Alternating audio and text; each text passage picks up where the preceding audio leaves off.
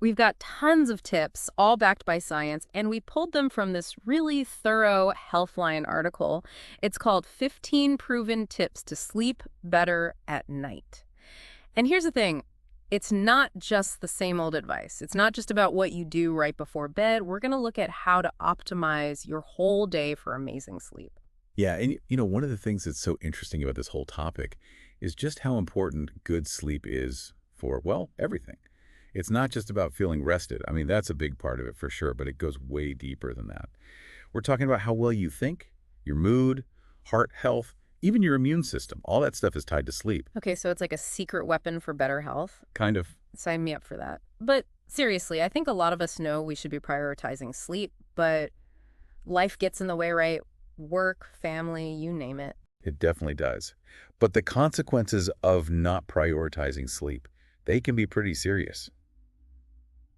This article, it mentions that over a third of men in the U.S., they have sleep apnea. That's a lot. And not getting enough sleep over time, it ups your risk for so many things like diabetes, obesity. Yeah, that's a little scary, to be honest. Did a wake-up call. For sure. Okay, so let's get into some of these tips because there's a lot of surprising stuff here. Like this one blew my mind. Getting enough bright light during the day, not at night, during the day. It's super important for good sleep. Can you explain why that is? Yeah. So your body, it has this internal clock, right? It's called your circadian rhythm. Yeah. And that clock, it's basically set by light. When you get enough sunlight during the day, it's like a signal to your body. It's saying, hey, it's time to be awake and alert. Okay, so it's like setting your internal alarm clock with sunlight. Makes sense. Exactly. And then as it starts to get dark, your body, it starts producing melatonin naturally. Melatonin, that's the hormone that makes you sleepy. Oh, okay. So if you're stuck inside all day, like in an office, are you messing with that rhythm? Pretty much, yeah. If you're not getting enough natural light, that circadian rhythm, it can get all thrown off. That can make it harder to fall asleep when you want to. And even if you do get enough sleep, you might not wake up feeling refreshed. Even something as simple as taking a 30-minute walk outside during your lunch break can make a difference. That's what the article says. And, if you're really struggling or it's the middle of winter and there's just no sun, a light therapy lamp, that can help too. It can basically mimic sunlight. A light therapy lamp. Writing that down, like a dose of sunshine for your brain. Love it. Okay, so we talked about the good kind of light. Let's talk about the not so good kind. Blue light. The stuff that comes from our phones, our laptops. We all know it's bad for sleep, especially at night, but why is that? Right. So we were talking about melatonin, the sleep hormone. Well, blue light, especially in the evening, it actually suppresses your melatonin production. It's like it's tricking your brain into thinking it's still daytime, even if you're trying to wind down for the night.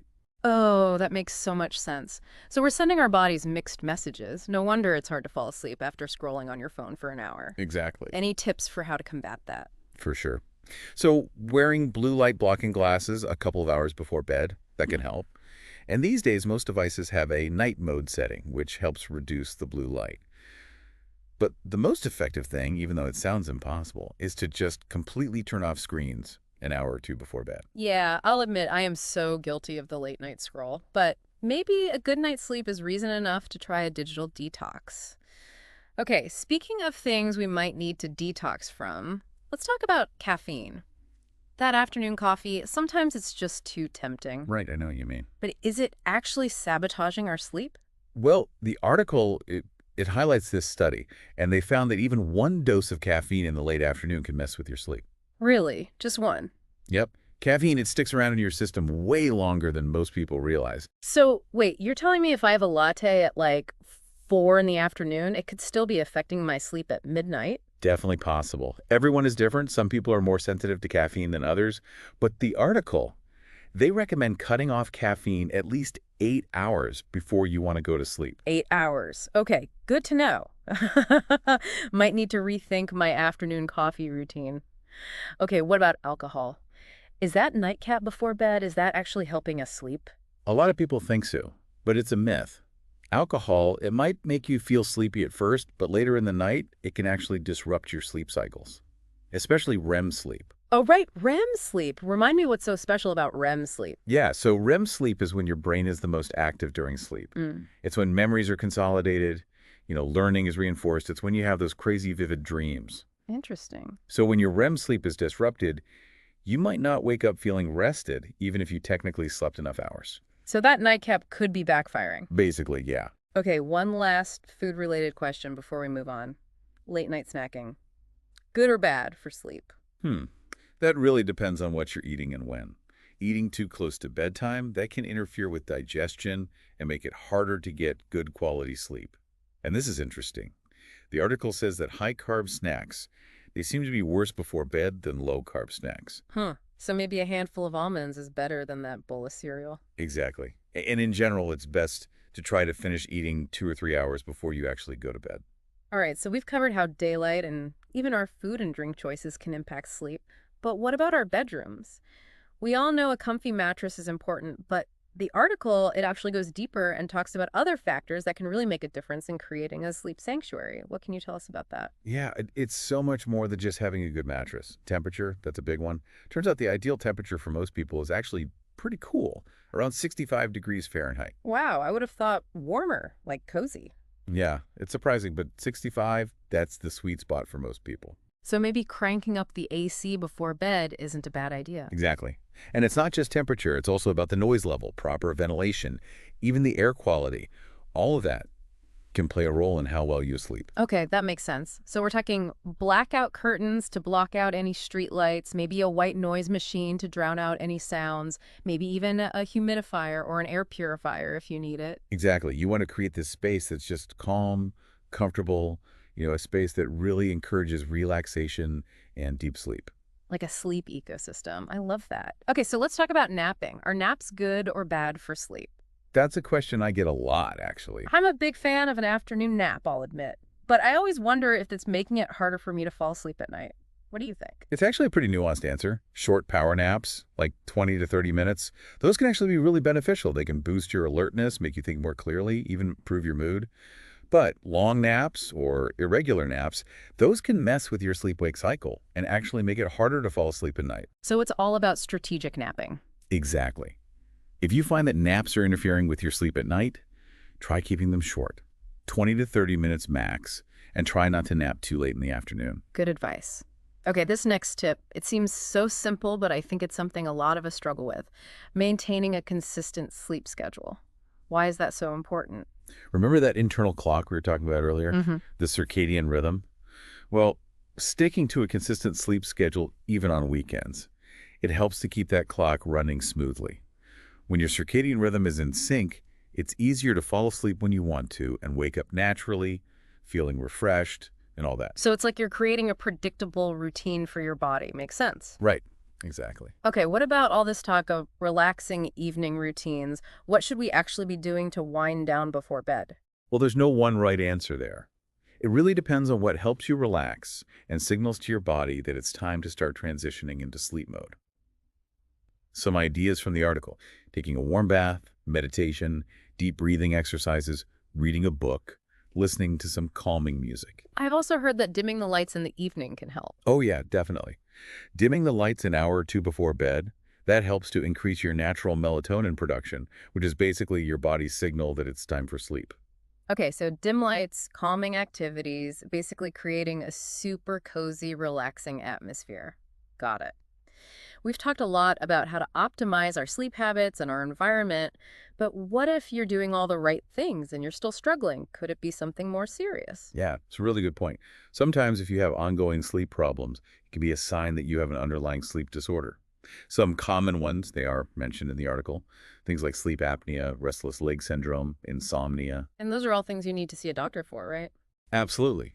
Yeah, if you think you might have a sleep disorder, it's super important to talk to a healthcare professional, get a diagnosis, and talk about treatment options. Good advice. So are there any other sleep boosting tricks that we haven't covered yet? I know the article mentioned something about supplements. Right, yeah. So melatonin, it's a pretty popular supplement. It can be really helpful for some people. It's actually a hormone that our bodies produce naturally to regulate sleep. Yeah. Taking a melatonin supplement can help to kind of reset your internal clock, especially if you're dealing with jet lag or you're working night shifts. So it's like giving your body a little extra boost of the sleep hormone. Exactly. Is it safe for everyone to take, though? Melatonin is generally safe for short-term use, but it's always a good idea to talk to your doctor first, especially if you have any health conditions or if you're taking other medications. They can help you figure out the right dose and make sure that there aren't any potential interactions. Okay, good advice. Are there any other supplements that could help with sleep? The article mentions a few. Magnesium, that can help to relax your muscles and make you feel calmer. Omega-3 fatty acids have also been linked to better sleep quality. And there's some evidence that certain herbal teas like chamomile or lavender can also be relaxing. So there are a lot of natural options to explore. For sure. But it's important to remember that supplements, they're not a magic cure. They can definitely be helpful when you combine them with lifestyle changes, but they shouldn't be the only thing you rely on to fix sleep problems. Right. It's all about taking a holistic approach. Exactly. It's like building a puzzle, right? Right. Each piece, from your daytime habits to your evening routine to your sleep environment, it all contributes to the overall picture of good, restful sleep. I love that analogy. All right, so we've covered a lot of ground in this deep dive, but before we wrap things up, I'm curious, what are your final thoughts for our listeners who are ready to start their journey towards better sleep? Well, as we've been talking about improving your sleep, it's not about finding one magic solution. It's about really understanding how all these different factors we talked about, how they affect your sleep quality, and then making changes, even small changes, that really fit your needs and your lifestyle. And being patient with yourself, right? Exactly. Because even those small changes, they can make a huge difference in how you feel. Yeah, I love that. It's a journey of self-discovery, and even small steps in the right direction can lead to big results. That's a great way to put it. And remember, we're all on this sleep journey together. Exactly. We'd love to hear about your experiences, your struggles, your triumphs, all of it. Share it with us on social media. We're here to support you every step of the way. So now that you're armed with all this amazing sleep advice, go forth and conquer those ZZs. Sweet dreams, everyone. Sweet dreams. It's all about making choices that support restful sleep. Speaking of creating a sleep-friendly environment. Yeah, okay, so we've covered how daylight and what we eat and drink can all impact our sleep. But what about our bedrooms? I mean, we all know a comfy mattress is key, Of course. but the article talks about some other interesting factors too that contribute to a good sleep sanctuary. Yeah, you're right. It's not just about the mattress. It turns out that temperature plays a huge role. The ideal sleep temperature for most people is actually pretty cool, around 65 degrees. Really? Wow, that's colder than I would have thought. It is, yeah. A lot of people are surprised by that. So I guess cranking up the AC before bed isn't such a bad idea after all. Not at all.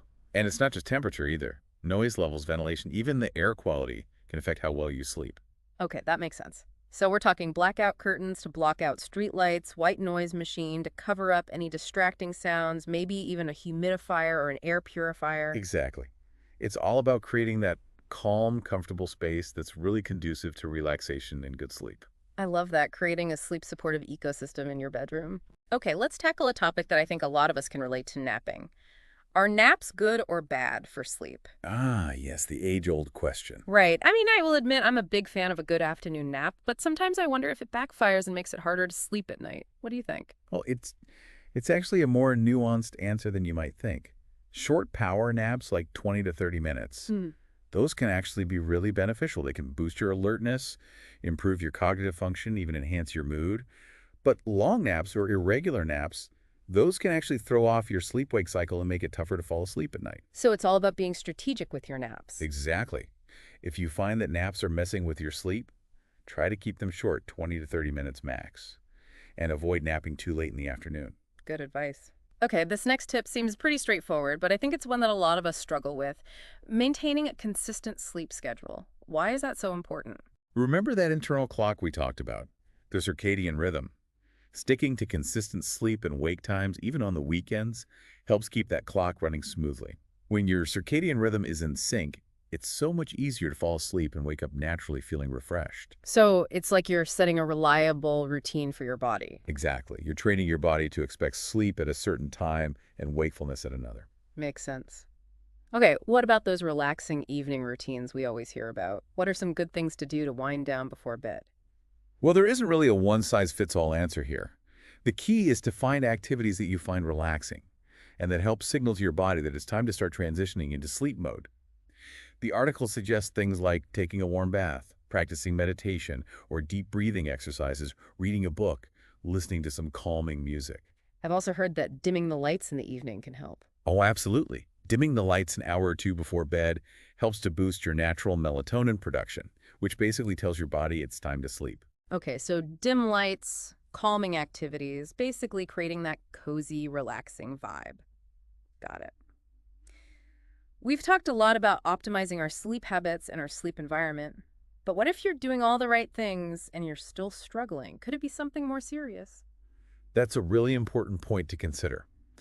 Sometimes if you have persistent sleep problems, it could be a sign of an underlying sleep disorder. The article mentions a few common ones like sleep apnea, restless leg syndrome, insomnia. And those are definitely things you need to see a doctor about, right? Absolutely. If you think you might have a sleep disorder, it's crucial to talk to a healthcare professional, get a proper diagnosis, and discuss treatment options. Good advice. So, are there any other sleep boosting tricks we haven't talked about yet? The article mentioned something about supplements. Yes, melatonin is a popular supplement that can be helpful for some people. It's actually a hormone that our bodies produce naturally to regulate sleep. Taking a melatonin supplement can help reset your internal clock, particularly if you're dealing with jet lag or working night shifts. All right, so we're back, and we've talked about a ton of stuff to help you sleep better.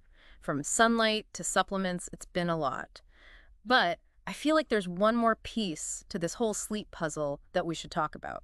We've focused on how much sleep we get, but what about the quality of that sleep? Oh yeah, you're totally right. It's not just about being unconscious for 7 or 8 hours. Right, you've got to make sure that you're cycling through the different stages of sleep, including deep sleep and REM sleep. That's where all the good stuff happens. Okay, so break it down for me. What's going on during those stages?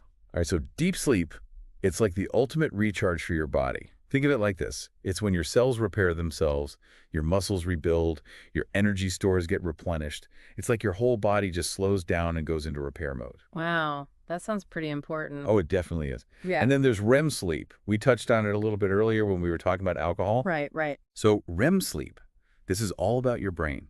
This is when memories get consolidated, learning is reinforced, and it's when you dream. Oh, okay. So basically your brain's overnight processing center. Exactly. It's sorting through everything from the day and getting ready for the next one. That's amazing. So if you're not getting enough deep sleep and REM sleep, you're really missing out, even if you're technically getting enough hours. Exactly. You might still feel tired and groggy, have trouble focusing, even have a harder time learning new things. Wow. So how can we make sure we're getting enough of those stages, enough of that deep sleep and REM? The good news is that a lot of those tips we've already talked about, they actually help promote better sleep quality across the board. Things like sticking to a consistent sleep schedule, creating that nice relaxing bedtime routine, making sure your bedroom is optimized for sleep. All that helps your body cycle through those deeper, more restorative sleep stages. Right. And of course, if you think you might have a sleep disorder like sleep apnea or something, you've got to get that checked out by a doctor, right? Absolutely, 100%. Sleep disorders, they can really mess with your sleep cycles and prevent you from reaching those deeper sleep stages. So if you're constantly waking up feeling exhausted, even if you think you're sleeping enough, it's worth talking to your doctor just to rule anything out. Okay, that's really good advice. So as we wrap up this deep dive on sleep, any final words of wisdom for our listeners who are ready to get serious about getting better sleep? Well, I think the most important thing to remember is that improving your sleep, it's a process. It's not something that happens overnight. It takes some experimenting, figuring out what works best for you and being patient with yourself. Don't get discouraged if you don't see results right away. It's like anything else, right? You don't go to the gym once and expect to be ripped. Exactly. But even small changes can make a big difference over time. Just stick with it. I love that. It's a journey of self-discovery. And even those tiny steps can lead to huge results in the end. Couldn't have said it better myself. And remember, you're not alone in this. We're all in this sleep journey together. So share your story, share your struggles, share your triumphs. We want to hear about it. Connect with us on social media. Exactly. We are here to support you every step of the way. So now that you've got all these incredible sleep tips, go out there and conquer those Sweet dreams, everyone. sweet dreams.